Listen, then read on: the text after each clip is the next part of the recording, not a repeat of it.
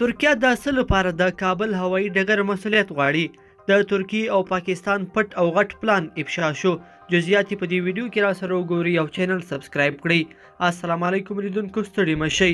د ننګرهار ولایت د سره رود ولسوال حاجي معراج لیکي ترکیه ولې د حمید کرزي نړیوال هوایي ډګر مسؤلیت غواړي؟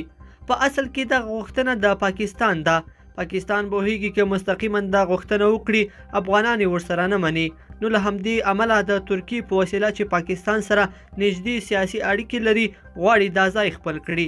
پاکستان ته دا هوایي ډګر ځکه مهم دی چې د هند زیاتره وسایل له همدې لارې افغانستان ته راځي او د پاکستان ته د منلو وړ نه دي.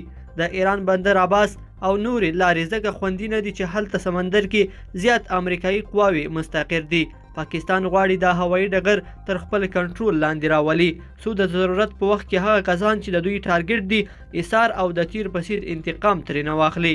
پاکستان نه غواړي چې پخواني اشتباهات بیا تکرار کړي، ځکه نو مخکې له مخکې د دې لپاره برنامه جوړه کړې څو د بهرنیو قواوو وتلو سره هم مهاله د هند د نظامي مرستو مخه ډپ او نفوس ته یې د پای ټکی کېږدي.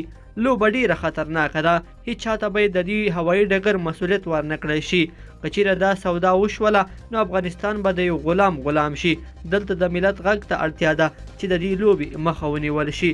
لیدونکو په دې هیله چې دا مطلب به مو راسره تر پایه پورې لیدلی وي. که مو دغه ویډیو خوښه شوې ویډیو لایک کړئ، د سره او چینل سبسکرایب کړئ. تر بیا خو وخت.